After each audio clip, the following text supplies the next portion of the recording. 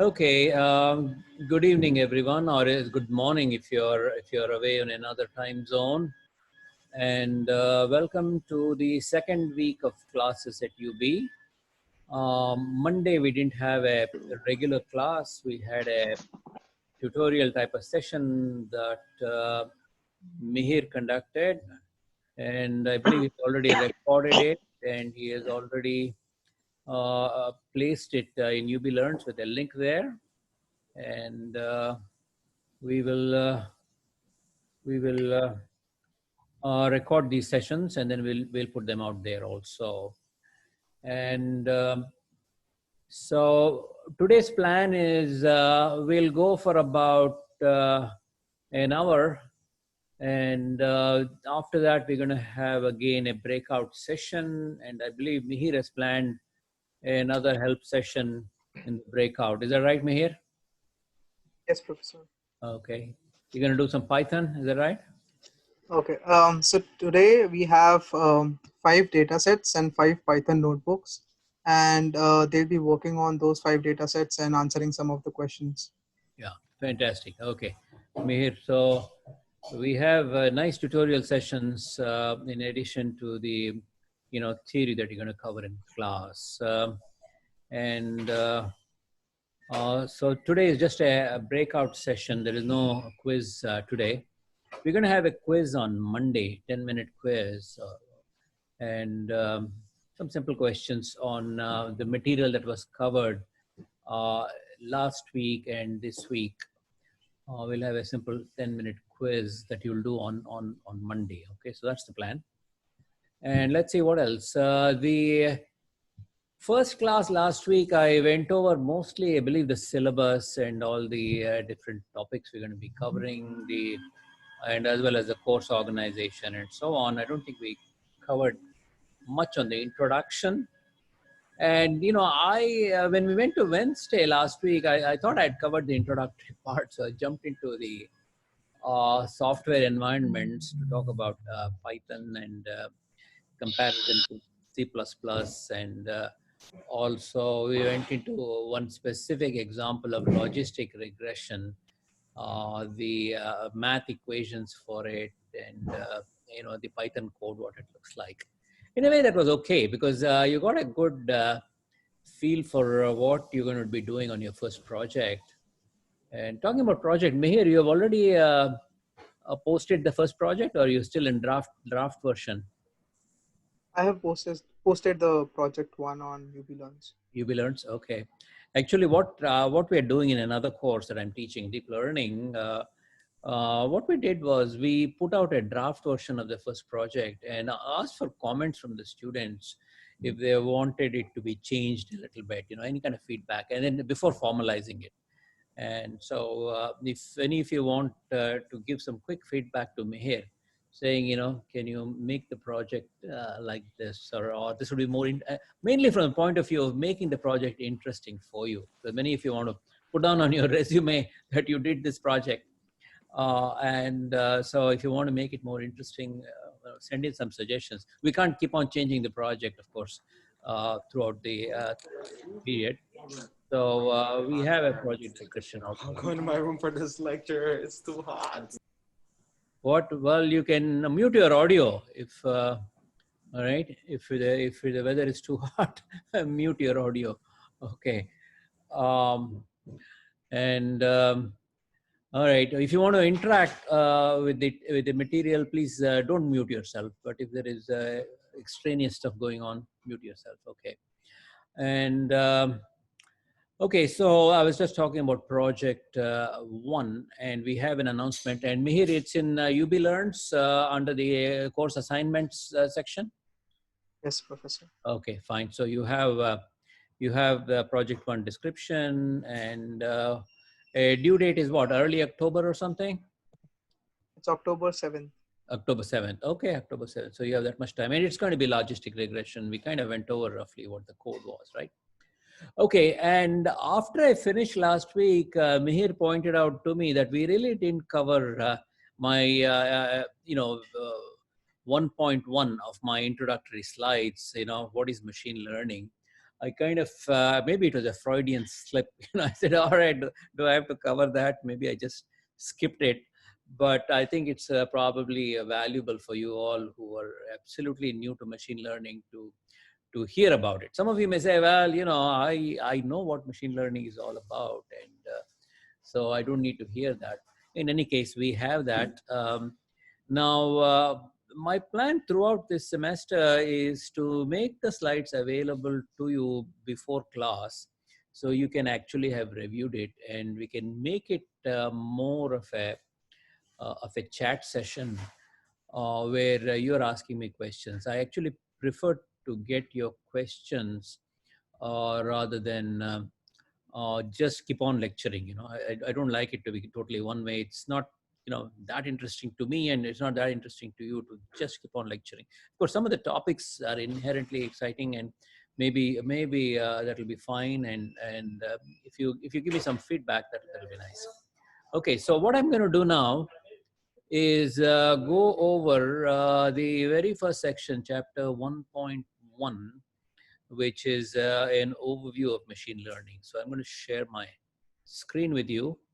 And today I'm using the Zoom app.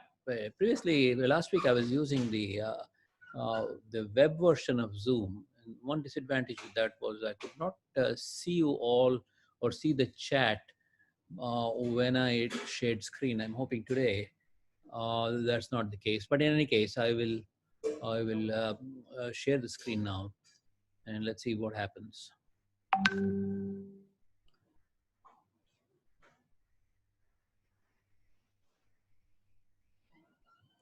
Okay, hold on. I guess I need to open my PowerPoint slides for that. And okay.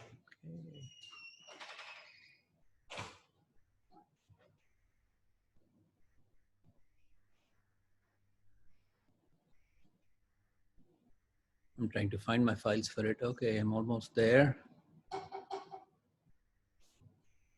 Okay, at least I've opened that. Now let me go back to share screen again and see if I can share that PowerPoint. Okay, there I am. All right. Have I shared it? Can you see it? Yes, Professor. You can. Machine learning overview, right? Okay. All right, fantastic. Okay, I got 43 slides. Wow, that's a lot of stuff there. I'm not going to be able to go over all 43 slides, and it's pretty straightforward, this section. Let me just touch all the highlights of this, okay? All right, so what all does this contain is, first of all, artificial intelligence and the machine learning approach.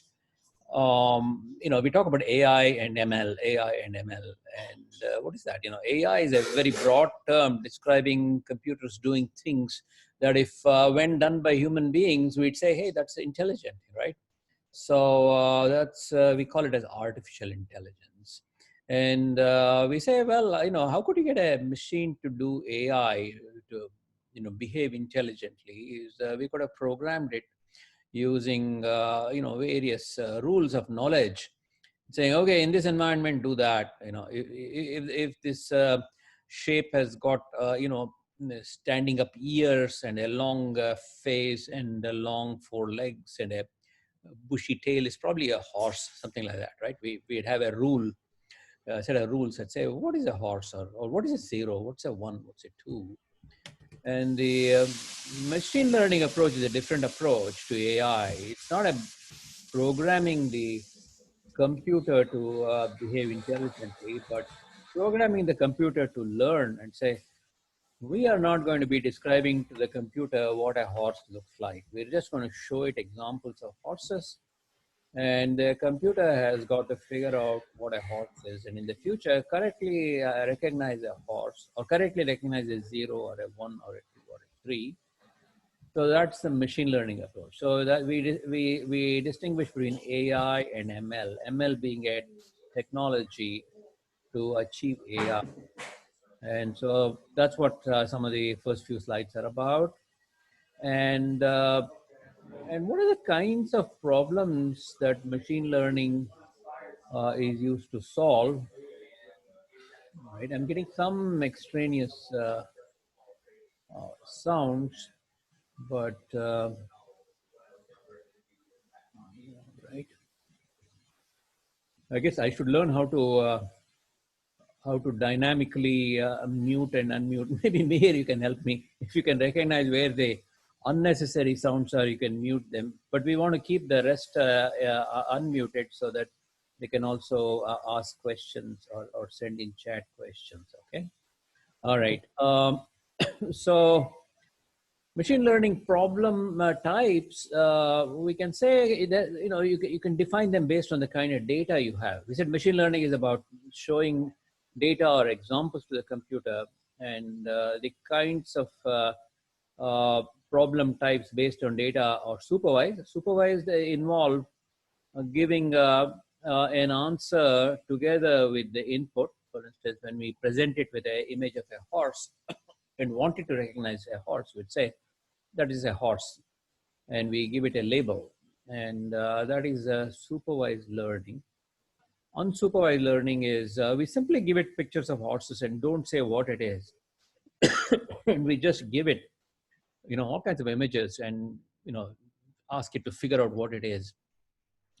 This is an unsupervised learning problem. I suppose it's like teaching somebody a new language. For example, I was visiting Japan once many years ago, and I was not trying to learn Japanese, but I was seeing all the license plates in Tokyo, and I was trying to figure out what those license plates meant in Japanese. And you get a sense, and actually you can pick up a little bit based on the context or something, and that would be unsupervised learning, a harder problem. And then we have semi-supervised learning, which some of the data is labeled and a lot of the data is not labeled. That's a promising problem, where this labeling the data is a hard task. It's a time-consuming task, which is why many companies try to use free human labor, particularly in these captchas, right? And these captchas they give you to make, they're supposedly to test whether it's a human being or a robot who's logging in. They give you some images and say, show me all the images where there's a bicycle. Actually, I just did that about half an hour ago when I was trying to register for Zoom to get the app as opposed to use the web version of it. And showed me pictures of traffic, and then said, which ones has a bicycle in it and which ones have a tractor in it, and so on. So that is all to obtain truth data, supervised data. And so more data the better in these machine learning approaches. And semi-supervised learning says, okay, let's get some labeled by doing this free label people give when they do captchas. And we can use that and bootstrap using that to label a lot of other data we've got. We've got all these images of traffic scenes and so on, and we can automatically label them, knowing what they look like, knowing a few of them, right? That's called semi-supervised learning. Reinforcement learning is another style of machine learning where we have different kind of data. It's not like we say this is it, this is that, or just give the data. We get some feedback. So it's maybe somewhere in between supervised and unsupervised is reinforcement learning. Is the system or the model explores things and say, let me try this, and it always has an action associated with it. It's like trying to play a game and make a move, and if the move gives you some positive reinforcement, says, that was a good move. But if the move does not give you a positive reinforcement, a negative one, it says, okay, I shouldn't do that again. So it's a bit like training a dog, and say the dog knows what to do based on the treat that you're giving the dog to fetch the newspaper, or okay, nobody gets newspapers anymore, right? But anyway, whatever it is, to fetch the ball, right? And we teach it using reinforcement learning. That's a promising approach. to machine learning, but it's kind of specialized area. Most of the machine learning course is about supervised, unsupervised learning. And we'll talk a little bit about semi-supervised and there's reinforcement. Currently, the project that Mihir has posted is for supervised learning. Right, Mihir? Yes, Professor. Yeah. And the second one, are we doing another type of learning or that's also supervised or is it unsupervised? Second one is also supervised. Mhm. Yes. Yeah, We might actually, include some unsupervision inside.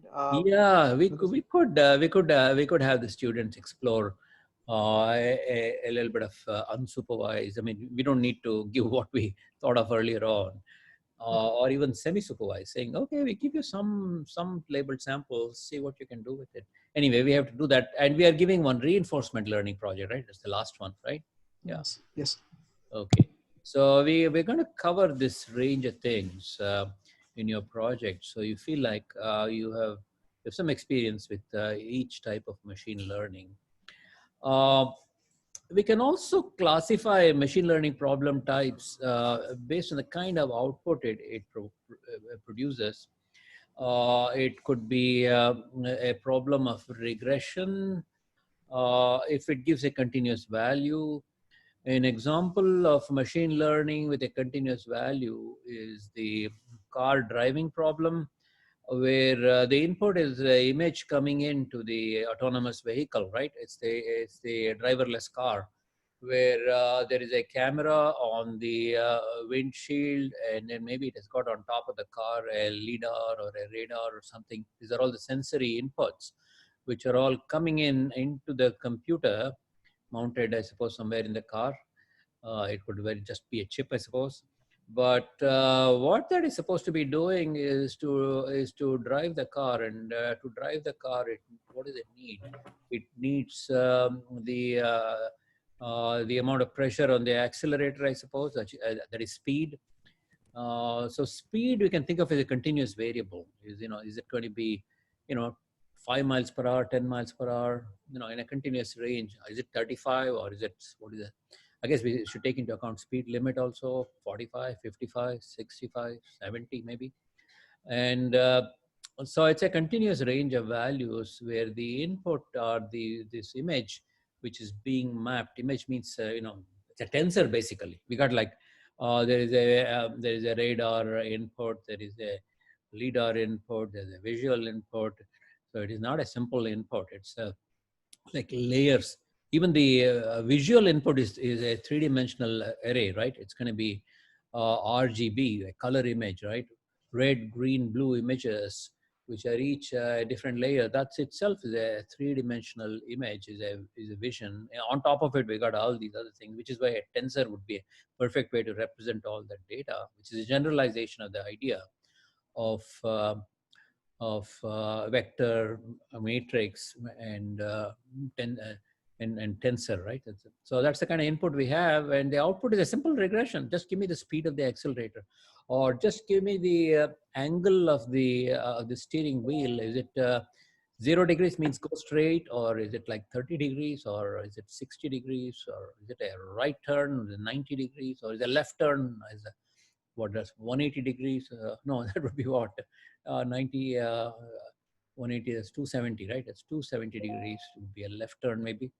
And so that would be a regression is the type of problem. And we're saying machine learning type of problem is machine learning whose output is regression, some kind of continuous value. It is not a problem that's saying, is it a horse? It's a continuous value. And then we have classification, which is, we already saw the example of a horse and all that, and 0, 1, 2, 3, 4, etc. They're all classificatory problems. So it's kind of the simplest of the logistic regression. Your first project is a classification problem.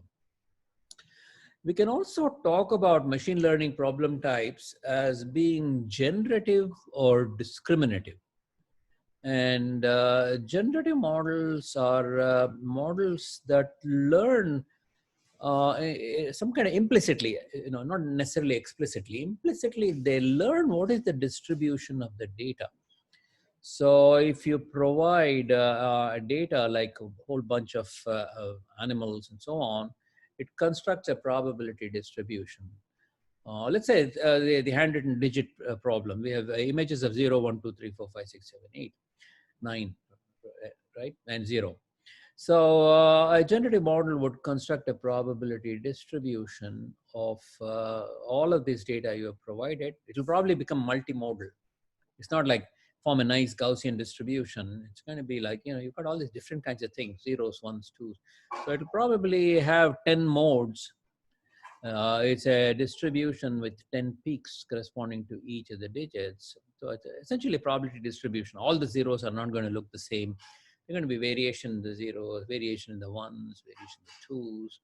So they're all going to be statistical distributions, but maybe each of them has a Gaussian, which together form we call it mixture of Gaussians.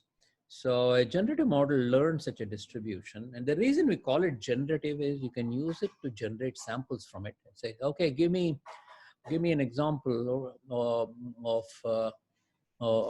a digit, So it would pick any of those modes and give you one, or we can specifically ask from the first mode or the second mode or third mode and so on.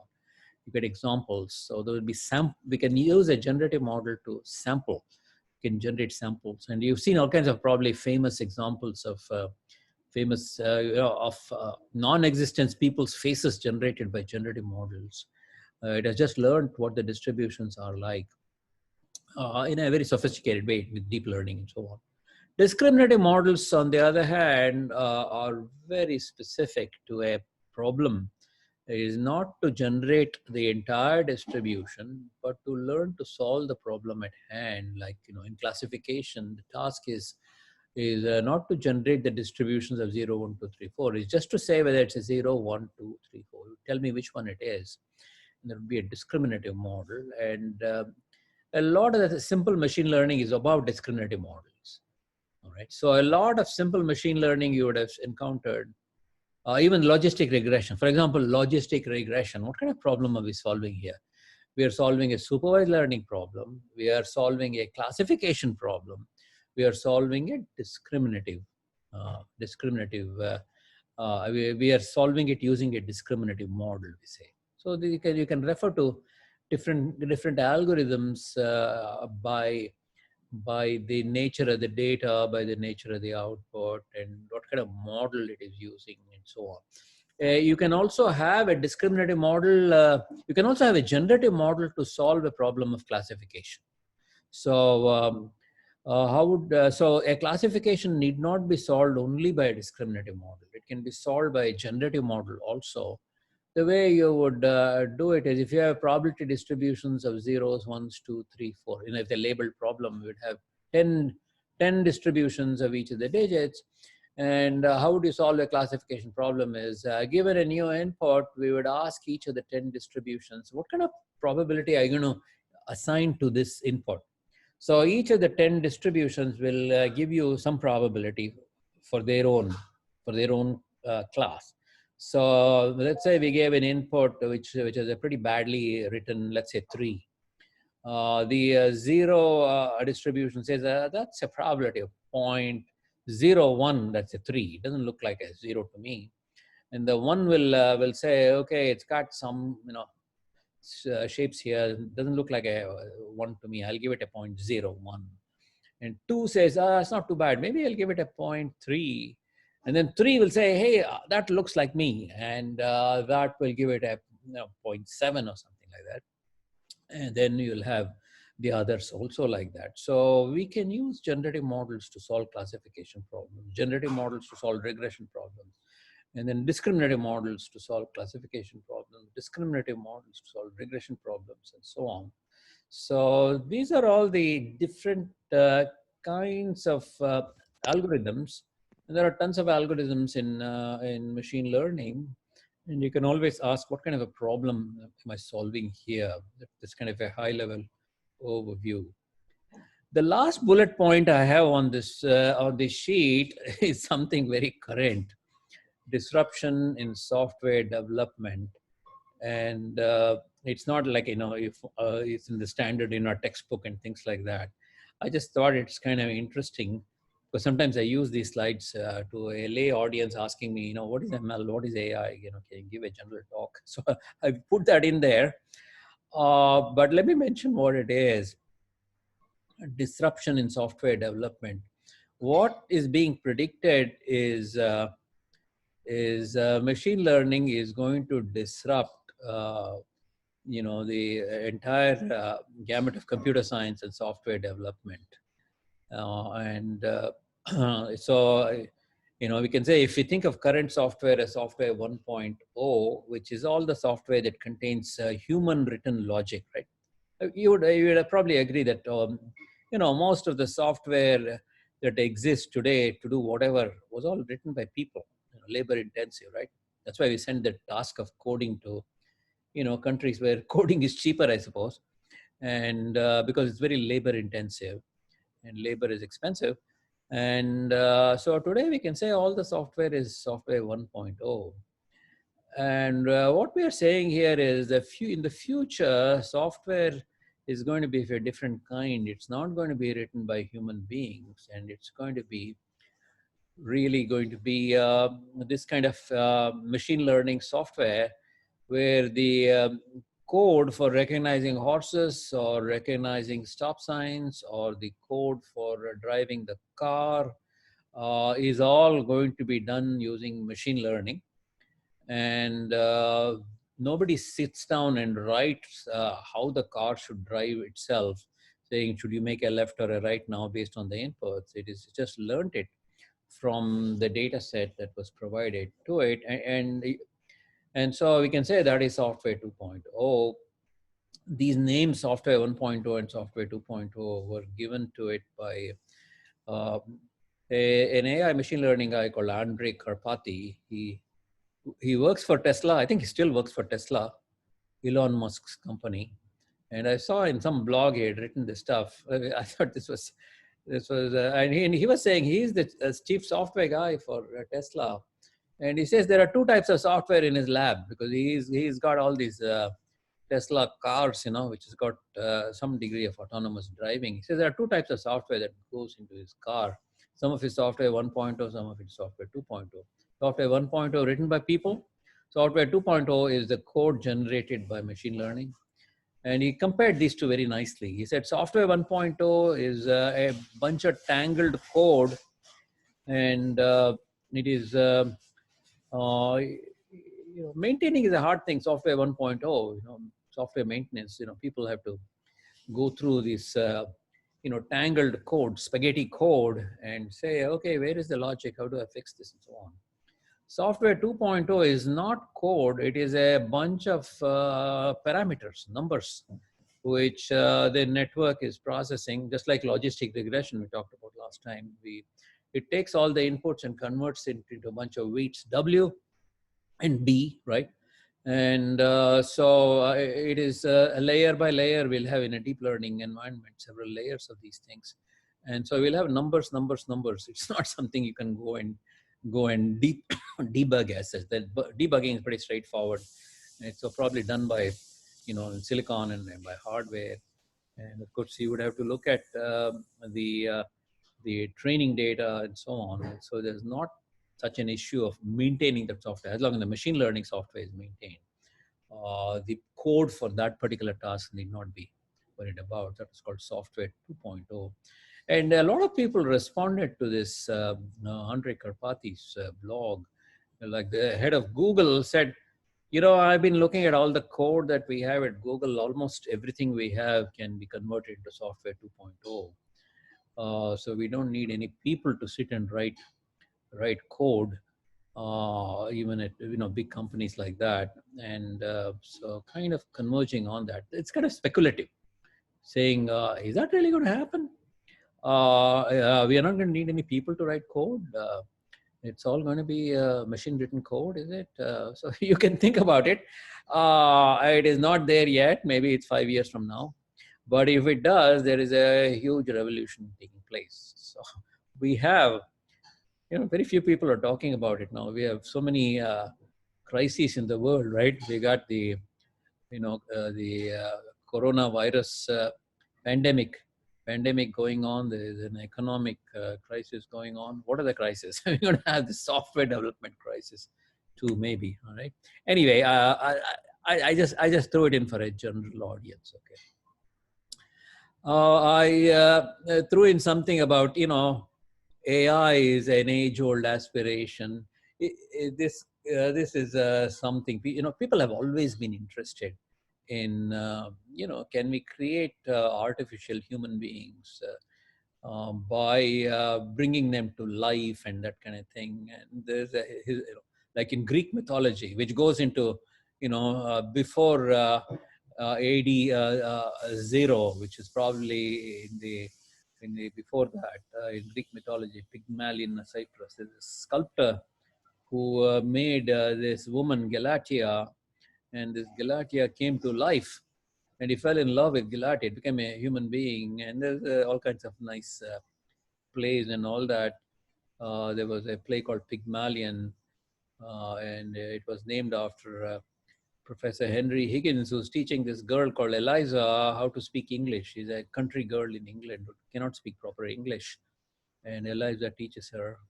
And actually, the first AI program that was developed at MIT by Weizenbaum, he called it Eliza. He was referring to, why did he call it Eliza? He was referring to this Pygmalion by George Bernard Shaw about creating an artificially intelligent being, which goes back to Greek mythology. And I'm sure other mythologies also have some kind of, getting a different kind of head on a human being, saying it's an artificial head, and that comes to life and so on. So anyway, it's an age-old thing. AI is an aspiration. Okay. All right. Anyway, I don't need to belabor that point. And you all use AI every single day. AI is ubiquitous. Whenever we search, when we do a Google search. The reason to put up Google here is, I just saw some number that 90% of all the searches in the world are done using Google. So it's not done using Bing, the Microsoft version, right, or Yahoo. So it's 90% are done using Google. I also put up here Baidu search engine. Yeah, was there a comment? Yeah. Okay. Baidu search engine is Chinese. The reason I put this up is the founder of Baidu was Robin Lee, who was a student here at UB. And he was actually my student. He worked on one of my projects about 25 years ago or 30 years ago. And he went back to China and he founded Baidu, which is one of the most successful companies in China, just like Google is in America. And that was also a search engine. And so anyway, whether you are from the US or English-speaking countries or China, you're all using AI. And you also probably, some of you may be using speech on, using Siri or Alexa on your handheld devices. And the last picture here is about an autonomous vehicle I just spoke about, a car with a camera and a LiDAR and a IR sensor, all these kinds of things that goes through a machine learning code here inside the car, which is shown as a 3-layer neural network. And that is giving a output to the steering angle, to the brake. Okay, I forgot about mentioning brake. Also brake and also the accelerator. I suppose zero acceleration may be equivalent to braking, I suppose. Okay, so I don't need to explicitly say brake. But anyway, these are all the outputs that are provided when it's looking at an image like this, as the car should kind of go towards the left and so on, right? And anyway, this is an example of UBAI and Fruitfly. I think I already mentioned this. I don't want to go over this again. So to recognize these handwritten digits, 0, 1, 2, 3, 4, 5, 6, 7, 8, 9, look at how badly they could be. Like 6 is not closed and 5 is barely a 5 here. 3 may be ambiguous, I don't know. But this is why we need, to be able to recognize these things. If you're a human being had to write the code for recognizing the 5s, how do you recognize this as a 5? What would be the rules that tell you this is a 5? So you would have to have many handcrafted rules and exceptions. And it's better to learn from a training set. Give me lots of examples. I'll figure out what it is. You don't have to tell me what a 5 is. I will know that by looking at maybe a few hundred examples of 5s. And so something like this, handwriting recognition cannot be done without machine learning. So we are saying two things. One is labor is cheap. I mean, labor is expensive. By using machine learning, we make it cheap. But we also say that some tasks just cannot be done by human beings writing the code. Like handwritten digit recognition, you just cannot compete with the kind of a machine learning algorithm. Maybe humans can drive better than a car. I'm not sure about that as well. But so this is the nature of. Okay, the reason I put this up was at UB we had a major project on handwritten digit recognition for the U.S. Postal Service. This is an envelope. If you look at this, it's dated 1996. Yeah, that was 1996. UB celebrated its 150th anniversary in 1996. Calculate quickly, what is the anniversary for UB in 2021? Right? 175. Yeah, it's 175. All right. So 1996 was the one. UB was founded much before most of the American universities, right? I mean, there were like Harvard or something was in 1600s or something, and there are a few, but like UB is older than say Ohio State, which was founded in 1970. I mean 1870. So UB is a very old institution. 1996 was it's called sesquicentennial. They call it sesquicentennial. And next year is going to be UB's 175th anniversary, which is called Dodra Bicentennial, whatever that is, Dodra Bicentennial.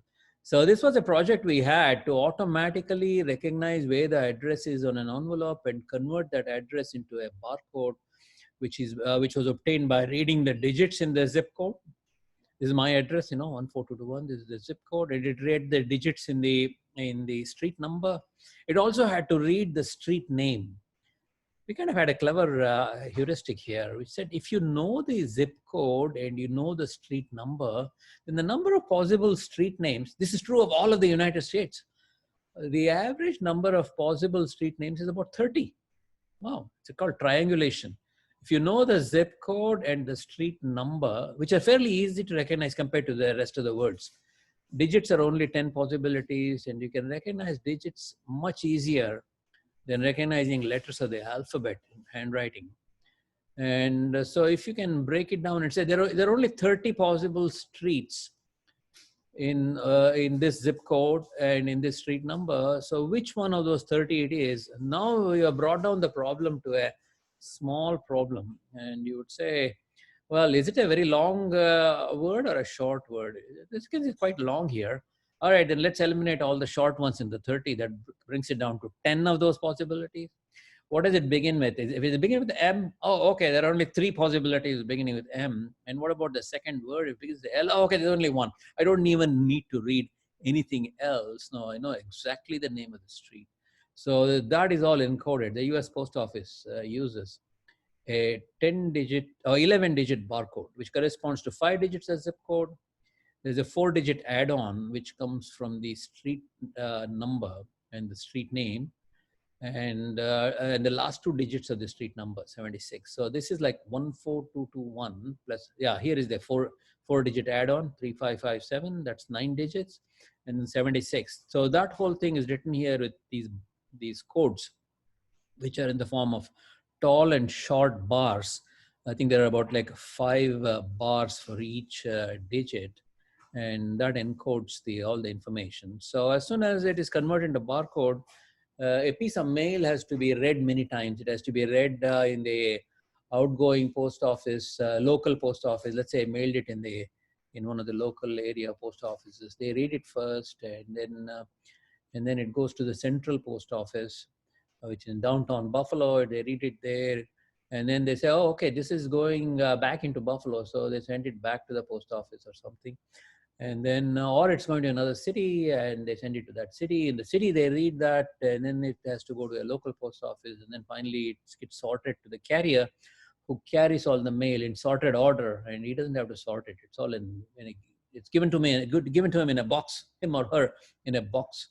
And he goes on the route and drops off in order the mail. all of it made possible by handwritten digit recognition as the central piece of solving this AI problem of reading an address and putting the mail in the proper place and with multiple readings of it going on. That's what we accomplished at UB that many years ago. And, US postal reading machines have been in the news quite a bit, right? It's exactly those machines we were writing code for, right? I don't know if you're following the news about, the controversy about the machines being taken out and all that. But that's because the volume of mail has gone down and maybe some political issues and so on. Anyway, we don't care about that. But those are the machines that used this kind of technology. Let's go on. How are we doing on time, Mihir? We're doing fine, right? Okay. Yes, Professor. All right, you can stop me when you want to. So these slides are all kind of overview. It's kind of, hopefully it's like, it's not heavy duty machine learning, but this is an interesting one, the AI paradox. That hard problems for people are easy for AI. What do you mean by that? That means, like, let's say playing chess. We got one of our faculty members in our department at UB, Ken Regan. I don't know if any of you know him. He's a brilliant chap. Ken Regan is a of the level of grandmaster in playing chess. He's really an amazing guy. He's extremely smart, and so he plays chess very well. I mean, so you need extremely smart people to play chess well. That's a hard problem for most people. But today, computer programs can beat any human being, including Ken Regan. So chess playing programs are just too good. And so AI has conquered some problems like chess, or AI has conquered checkers. And one of the hardest games to play for human beings apparently is the game of Go, right? The Chinese game of Go. And it had not been conquered by AI, but a few years ago, I believe it was a Google program that did AlphaGo, they called it, right? AlphaGo. AlphaGo beat the grandmaster of Go, Lee Sedol, that was his name. And so that was also conquered. So hard problems for people are easy for AI. In the sense, we solved these problems first. First problems we solved with AI was the hard problems for people. But the paradox is, easy problems are hard for AI. Recognizing it is a horse, recognizing handwritten digits, or recognizing a way through a hallway without running into the furniture, or recognizing your friends, or recognizing people. These are all easy problems for us. We can recognize very quickly your friend or a celebrity. These problems are not easy to write the code for. They're really hard for AI. So this is the AI paradox. And so we can refer to this as, one is narrow intelligence, the other is general intelligence. So narrow intelligence is playing chess. It's described by a few rules, but we cannot describe how do you recognize your friend and so on. And that is more general intelligence. So AI is largely today about how do we solve these things that come naturally to human beings. And this was an interesting table I found that describes some tasks of narrow intelligence and general intelligence. Narrow intelligence, beat Go world champion, read facial expression. Yeah, is it like happy, sad face, I suppose. Apparently, right? Music is narrow intelligence. That's interesting. I haven't seen this lately. Diagnose mental disorders. Oh, wow. I don't know how it does that. Comfort earthquake survivors. They're all narrow intelligence, very specific to solve these problems. General intelligence, understand abstract concepts, explain why. Explainable AI. Why did you say it was a horse? Or why did you say it was a 0 or a 1? They're all harder problems. Be creative like children. Tell right from wrong, have emotions. So there are all kinds of frontiers. Clearly, we haven't solved a lot of these problems. Anyway, so we have the idea of narrow intelligence and general intelligence. So what are the tasks we can talk about that require intelligence? We say AI is when it performs a task that requires intelligence, but what kind of task we think has intelligence? Reasoning is one, solving puzzles, right? You have some kind of a pipe stuck in the plumbing and you want to remove it. You got a reasoning, you got to turn it this way, that way, only then the piece of pipe that is stuck in the plumbing can be taken out. Or it could be, yeah, that's a puzzle, or it could be judgments, we always making judgments whether to do this or not.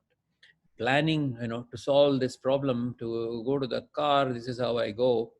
Or improving the data we just saw is learning. And natural language understanding and integrating skills of different kind, and abilities to sense, act, that recognize, and to act like a robot. All these things require intelligence. So then we say, what does it take to solve these kinds of everyday life? So let's move away from narrow intelligence to real broad intelligence or general intelligence. Then we are saying this is about everyday life. And we say the knowledge we use is intuitive and subjective. And key challenge of AI is how to get this informal knowledge into a computer. Informal knowledge about driving a car into the computer. The knowledge-based approach is hard code the knowledge in a formal language. That's the kind of thing we talked about, where we can have a human being write all the code and put all the rules. The computer can reason about statements in these languages and using inference rules. Inference refers to when I give you some input, can you reason through and give me what is the output? That's the inference. Learning is to construct the model through which you can use for inference, right? So construct the machine learning program is learning. Inference is use the machine learning program to solve the problem at hand, which is should I turn right, should I turn left, or should I press on the gas pedal? So all kinds of examples that are there, rule-based systems, Mycin, Caduceus. This used to be AI, a decade or more ago. We say AI is expert systems. That is a program for diagnosis called Mycin, and so on, medical programs, and configuring wax systems. So there used to be a company called Digital Equipment. They used to make these mainframes called waxes. They're all old stuff, but we were using AI then. AI was of this kind. This is a diagram of the old AI called knowledge-based AI. There's an input coming in, and there's a hand-designed program and produce an output. So it says input may be, okay, there is an image, and the hand-designed program says, what kind of image is it? And the output says, well, that's a horse. It's a pretty hard problem, but we could write some code to do that. And the reason this was this had to be replaced was it's an unwieldy process. It takes the time of human experts.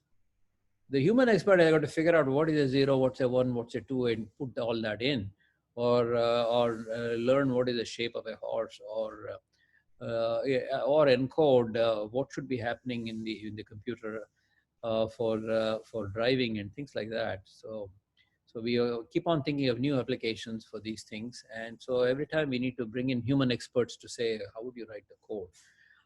And people struggle to formalize the rules with enough complexity to describe the world. We can have a first cut at it and saying, that's what I do.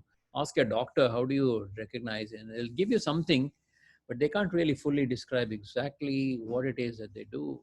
Or even we can't describe as to how did you recognize your grandmother, right? Can you tell me how you recognize your grandmother? So what are the rules? It's pretty hard to do that. The machine learning approach was the difficulties of hard-coded approach suggest allow computers to learn from experience, first determine what features to use, and learn to map features to output. So the first approach was we provide input to the computer which consists of some features of the input. So we'd say we'll write code to compute some features. What do you mean by features? Like, looking at a picture of an animal and say our code will extract that this animal consists of, has 4 legs and a neck and a long tail and a long face. And we extract these things. We somehow managed to write a code to do that. And we would then input to another program, which is really a classifier. Classifier looks at the features and say, oh, okay, I can now classify it to be a horse, or it could be, I guess, 4 legs and it could be a dog also, I suppose. Yeah. So we would have a machine learning used that would act on the features that you provide. So the features are things like things that are extracted by feature extractor, which is human written. That's what machine learning was largely about. And so, for example, here we have a feature space, we say. We have a x-axis and a y-axis that define the feature space. And we have blue points and red points corresponding to the 2 types of classes. And the machine learning program would learn, when you give me data like that, those blue points and red points, it says, well, I'm going to draw a straight line. This is exactly what logistic regression does, by the way. It takes the inputs and it figures out what is the best separator of a straight line to separate the classes. And in this case, it's perfectly separating the 2, the linear classifier. And we are using, 2 different algorithms are being used, which are almost the same. One is called least squares. That is, use the squared error of the, and use it to determine the parameters of this straight line. Parameter of a straight line would be the slope and intercept, right? You remember from analytical geometry that you need 2 parameters to describe a straight line, slope and intercept. And those would be the parameters you need to learn. And those values could be learned by looking at the samples, by adjusting the logistic regression, which learns that. The green line actually was drawn by logistic regression. This is what logistic regression does. It learns a linear classifier on the data. What if I perturb the data a bit? Supposing I take these blue points and then add a few more blue points somewhere over here, and red points remain the same. It turns out that the logistic regression classifier gets confused. Oh, okay, no, it has not got confused. It remained the same. It's pretty robust. Whereas this purple thing, you cannot tell the purple line here at all. The purple and green are more or less the same. The least squared method is this purple. That is the one that really gets confused, because it is taking into account the squared error of the parameters, and it dramatically changes. So this is pulling it nearby or something. That's what happens with minimum squared error classifier. Whereas logistic regression is kind of more robust with these noisy samples. So that's why, so this part of figuring out the classifier is machine learning. So you're going to be doing the same thing in the first project. Mihir is going to give you a data set where you have some features or measurements, and you are supposed to figure out the best set of parameters to draw the line. A more sophisticated classifier would be a quadratic classifier, which says, don't restrict yourself to straight lines, but you can also draw things like curves like this. This red line here is a boundary. It looks like a parabola, which is exactly what it is. It is drawing a second order or a quadratic function of the inputs. There are 2 inputs here. One class is largely lying in this ellipse here, and the other class is largely lying in this ellipse. It turns out we can come up with an optimal classifier which makes the fewest number of errors, and you can draw that if you allow your classifier to have a higher order polynomial in describing it. We will be talking about regression, and we talk about polynomial fits and saying, okay, then why don't we try a higher and higher degree polynomial to fit our classifier, and wouldn't we be doing better and better? It's going to figure out all the curves that you need. A polynomial will be able to do that. But it turns out if you get a very high degree polynomial, it becomes an overfit, starts doing the classification so exactly, and the curve is going around every little contour and all that, and the model becomes terrible. It says it's going to overfit. So in the future, if you give me samples, this is so overfit, so perfect for the data set that it fails on new data. So that's one of the issues in machine learning. So the machine learning approach is to figure out the best separators, but the input is a set of features. So the machine learning approach then is to collect samples and data collection, and it also involves the feature extraction. I guess you can say the model involves the feature extraction and some kind of probability distribution to model the process and estimate the parameters and construct the model. And we refer to this whole process as one of generalization. So we say that machine learning is not just about optimization, it's about generalization, which is where this idea of overfitting comes into play again. That the whole goal is to generalize well to samples you have not seen. It's a peculiar problem. It says, I give you a lot of data, but then I'm going to test you on data you have not seen. I suppose it's like students learning something in a course. Let's say we are, let's say it's an elementary school. We are teaching children addition and so on. And when we teach addition, we might do some examples in class. 2 plus 2 equal to 4, right? 3 plus 3 equal to 6, and so on. We might give some examples. But when you go to testing the student, you would not exactly give 3 plus 3 and 4 plus 4. We might give 5 plus 5. Okay, what is the answer for 5 plus 5? So that's called generalization, to going to other numbers, figuring out, so what was involved in the earlier answers to figure out. So that is called generalization.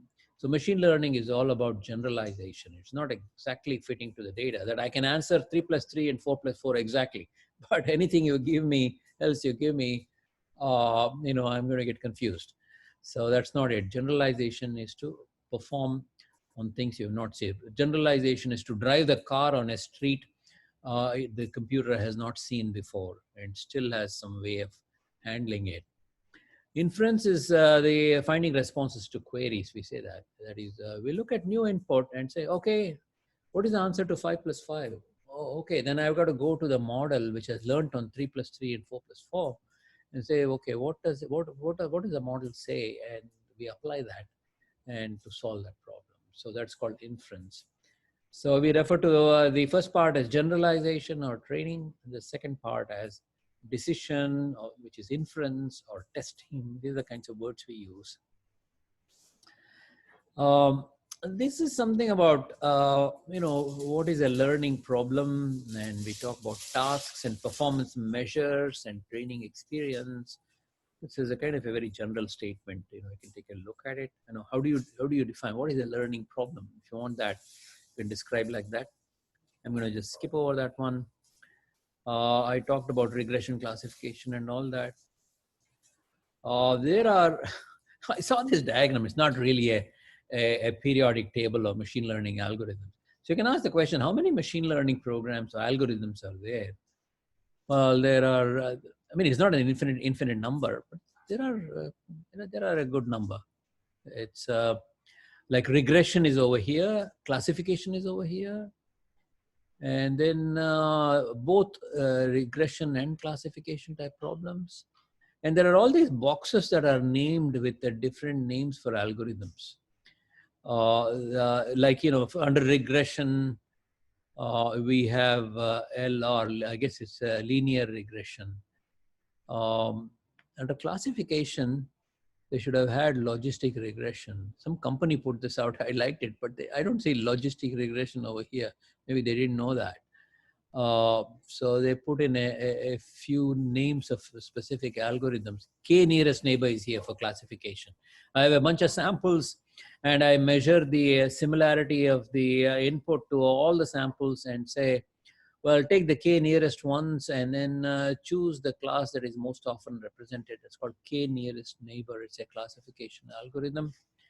And And so you have some famous ones would be here. Some of them are not. So PCA, principal component analysis, is sort of as a dimensionality reduction algorithm, and so on.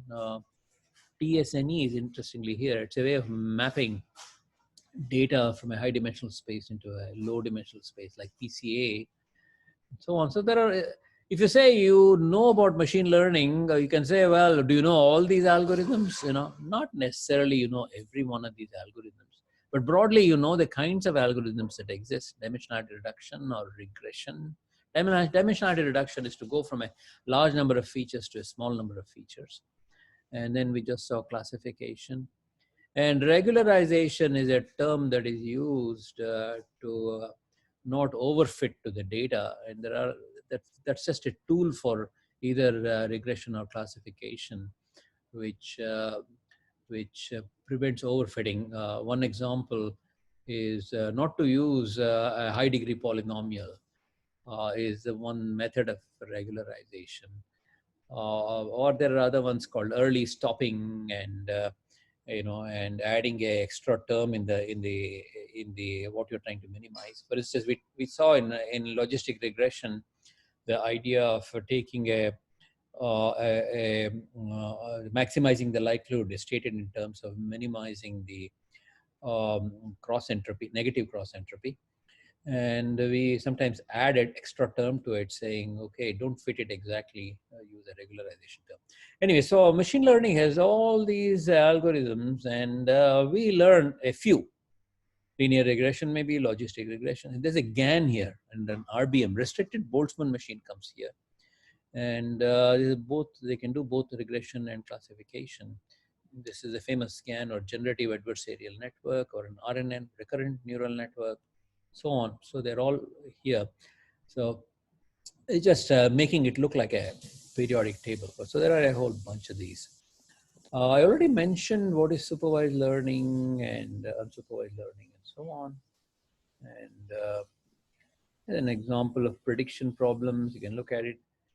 This is a worthwhile slide to look at. I mentioned in logistic regression, the way we figure out what are the good set of weights is by using gradient descent.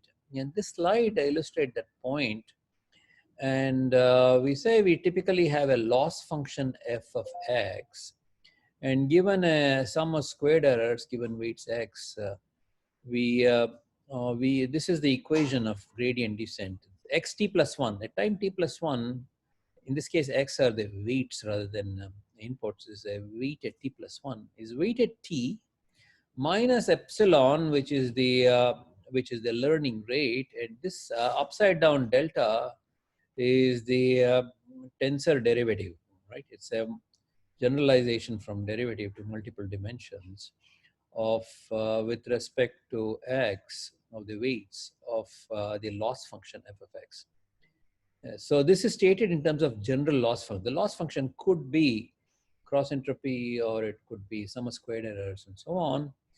And the way this iterative algorithm works is you start at some point. This is the space of x1, x0. These are the weights. And we have some arbitrary setting to begin with of the weights. And then by doing this step iteratively, where we are changing the value of the weights, we are moving. And the idea is to move in a lower direction where it's getting lower and lower and lower and lower. It's not going the other way around. We're not going increase like that. But we're decrease, and hopefully end up in the lowest point. So, okay, at this point, this is the plot of the loss function in terms of the weights x1 and x0. So we want the weights to be chosen such that the loss function, which is plotted here in 3 dimensions, is as small as possible, which is that point. The bottom of the blue here is where we ought to be. And this idea is shown here in this graph, which you may want to look at. It all depends on the function f of x you have. This is a function f of x. It's a very difficult looking thing. But what if the f of x was a simple one in only one dimension? There's only one input x, and it is f of x, which is a nice, we call this as a convex shape. It's got one global minimum here. We are trying to find out for what value of x is this f of x as low as possible. And let's say that is the challenge that we are given. This f of x happens to be the f of x is 1/2 of x squared. That's what's being plotted here, 1/2 of x squared. 1/2 of x squared has the smallest value when x equal to 0. It's going to have a higher value for any other value of x, positive or negative. So that's why it goes up here, goes up here. Supposing we didn't know it was 1/2 x squared, supposing we simply said, let us choose some value as the minimum. And we say, let's say we chose this value. So we chose this value, which is around 1.0. The correct answer is 0.0. We started around 1.0. Then we were here.